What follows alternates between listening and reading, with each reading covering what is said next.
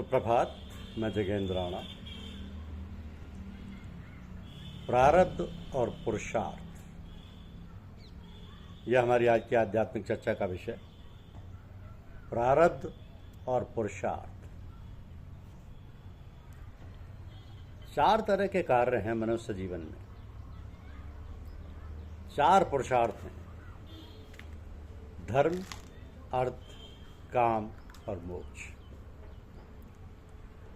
धर्म और मोक्ष की प्राप्ति में तो प्रयास प्रधान है, परिश्रम प्रमुख है और प्रारब्ध गौण है।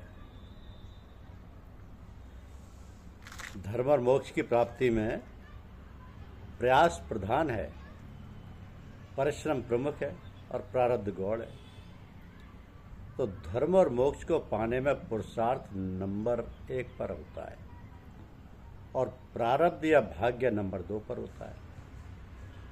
पर अर्थ और काम की प्राप्ति में प्रारब्ध प्रमुख है, प्रधान है और पुरुषार्थ या प्रयास गौण है। यदि आप धन कमाना चाहते हैं या अपनी कामनाओं की, अपनी विषय वासनाओं की पूर्ति करना चाहते हैं तो आपका प्रारब्ध श्रेष्ठ होना चाहिए। ऐसा नहीं है कि परिश्रम करने से, कड़ी मेहनत करने से धन नहीं कमाया जा सकता या कामनाएं पूरी नहीं की जा सकती, पर इन कार्यों में प्रारब्ध प्रधान है, नंबर 1 पर है और पुरुषार्थ या प्रयास गौण है, नंबर 2 पर है। और यदि प्रारब्ध श्रेष्ठ नहीं है तो धन प्राप्ति या कामना पूर्ति हो तो जाएगी, पर श्रेष्ठ प्रारब्ध की कमी दूर करने के लिए और अधिक परिश्रम लगाना पड़ेगा और ज़्यादा प्रयास करना पड़ेगा। तो तभी तो हम प्राय देखते हैं कि एक व्यक्ति जी तोड़ मेहनत करता है, बहुत अधिक प्रयास करता है,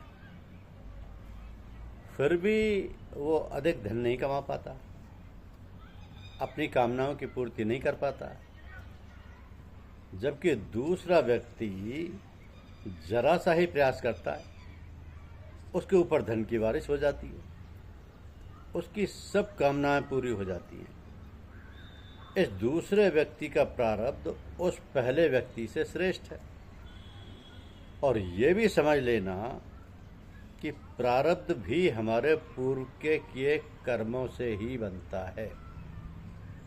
तो जिन कर्मों का फल हमें उसी समय नहीं मिल पाता जो हमारे संचित कर्म हैं, वे ही आगे चलकर हमारा प्रारब्ध बन जाते हैं। तो धर्म और मोक्ष के कार्यों में परिश्रम प्रधान है, प्रयास प्रमुख है और प्रारब्ध या भाग्य गौण है। बिना कड़े परिश्रम के, बिना अथक प्रयास के धर्म की प्राप्ति नहीं हो सकती, मोक्ष नहीं मिल सकता। पुरुषार्थ के बिना मोक्ष पाना संभव नहीं है। पर हम प्राय उल्टा ही समझते हैं। धन पाने के लिए तो हम जी तोड़ मेहनत करने को तैयार रहते हैं, कामनाओं की पूर्ति के लिए तो हम हर तरह का परिश्रम, कैसा भी प्रयास करने को तैयार रहते हैं। पर जब धर्म की बात होती है, जब मोक्ष का प्रश्न उठता है, तब हम सब कुछ अपने प्रारब्ध पर ही छोड़ देते हैं। तब हम कहते हैं प्रारब्ध में होगा तो ईश्वर की कृपा होगी, प्रारब्ध में होगा, ईश्वर की कृपा होगी, तो भाग्य में लिखा होगा तो मोक्ष मिल जाएगा। अब सच बात तो ये है कि धन तो हमारी चाहत है, कामनाओं की पूर्ति तो हमारी आकांक्षा है, अतः उसके लिए प्रयास करने को, समय लगाने को हम सदा तैयार रहते हैं।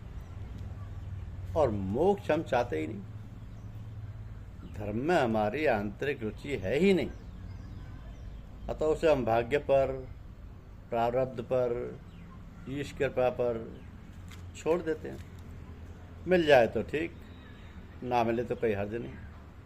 इसके उलट धन प्राप्ति को, कामना प्राप्ति को हम भाग्य पर नहीं छोड़ते, उसके लिए तो हम सारा जीवन संघर्ष करने को तैयार रहते हैं।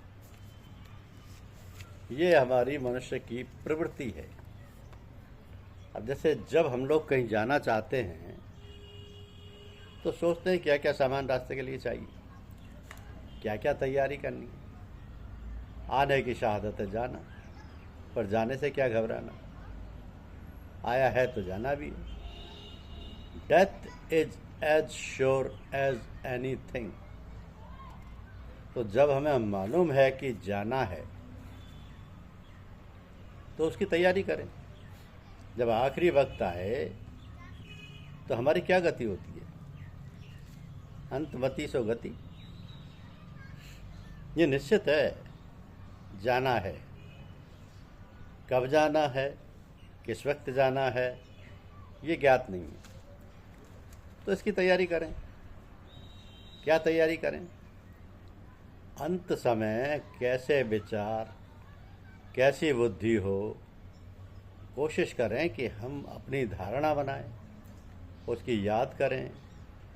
ये जरूरी नहीं उस समय याद आ जाए, ये मजाक नहीं है कि अंत समय ईश्वर याद आ जाए। इसके लिए अभ्यास करना है। चलते फिरते खाते पीते याद करें। उस समय याद आ जाए तो याद आ जाए तो ठीक, वरना सब बेकार। किंतु ये कोई कठिन बात नहीं है, क्योंकि कहा जाता है कि करत करत अभ्यास के जड़मति होत सुजान, रसरी आवत जातते सिल पर परत निशान। तो हम भी रगड़ करें। अब रगड़ क्या है उसकी याद करें। हम यही सोच लें कि जो करें भगवान के लिए करें। दूसरी बात, जो गुजर गया है, जो गुजर रहा है, हमारे कल्याण के लिए हो रहा है। हम दुख में हैं या सुख में हैं, ये सब भगवान की दया है। यही संकल्प कर लें तो कोई दुख सुख ही नहीं। मनुष्य जीवन सब जानते हैं कि बड़ी मुश्किल से मिलता है। 84 लाख योनियों में भटक कर वो मनुष्य जीवन मिलता है। सब भगवान की स्मृति में कार्य करें, उसका ही समझ कर करते हैं तो काम सही व अच्छी तरह से होगा। संकल्प करें कि भगवान जो कर रहा है अच्छा करता है। जैसे कोई पिता नहीं चाहता कि उसकी संतान दुखी रहे, फिर वह तो परम पिता है, क्यों चाहेगा? मगर एक बड़ी कठिन बात है। कठिन नहीं, मुश्किल है। जब हम सोचते हैं कि ये काम मैंने किया है तो उसका भोग भी तो हमें ही भुगतना पड़ेगा। मनुष्य के 3 प्रकार के कर्म होते हैं: प्रारब्ध, क्रियमान और संचित। प्रारब्ध वह जिनका भोग हम भुगत रहे हैं। क्रियमान कर्म जो हम कर रहे हैं, कुछ का भोग हो जाता है, बहुत से शेष रह जाते हैं। शेष संचित में चले जाते हैं, और जब प्रारब्ध खत्म हो जाते हैं तब संचित से भोगते हैं, तो आगे का प्रारब्ध बन जाता है। हमें करना यह चाहिए कि संचित खत्म हो जाए। दुख में न ज़्यादा दुखी, सुख में न ज़्यादा खुशी हो। हमें ऐसी धारणा बनानी चाहिए कि ये तो भगवान की दया कृपा है। भगवान जो कुछ कर रहा है हमारे कल्याण के लिए है। विपत्ति नहीं रघुपत की दाया, कर्म भोगाए छुड़ावे माया। तो निष्कर्ष ये है कि हम ऐसी धारणा बनाएं कि जो सुख दुख व परिस्थितियां हों वे भगवान की ओर से हमारे कल्याण के लिए हैं। जरा सी नुक्ते की बात है कि धारणा बनाएं जो हो रहा है सब कल्याण के लिए है, तो कोई सुख दुख की बात ही नहीं। भगवान से ही प्रेम ना करें, बल्कि भगवान के भक्तों से मिलें, उनका सत्संग व उनकी सोहबत करें। उनके पास कुछ है नहीं है, केवल भक्ति, और वही वे तुम्हें दे देंगे। तूजन हरि से हेत कर, कर हरिजन से हेत, माल मुरा करी देत है, हरिजन हरि देत। कैसा अच्छा नुस्खा है। हम बुजुर्गों को याद नहीं करते, बल्कि बुजुर्ग ही हर समय हमारे व्यवहार को देखते हैं। वो सोचा करते हैं, वो हर समय हमारी याद करते हैं। चाहे हम भूल जाएं, हम लोग वंशावली पढ़ते हैं, उसका मतलब भी उनकी याद करना है। वो भी याद करें। हमें हर समय भगवान का शुक्रगुजार होना चाहिए। परमात्मा को धन्यवाद की ज़रूरत नहीं है। वह यह भी अपनी संतुष्टि के लिए। सच्चे दिल से परमात्मा को याद करने से उसके गुण सब हम में आ जाएंगे। धन्यवाद।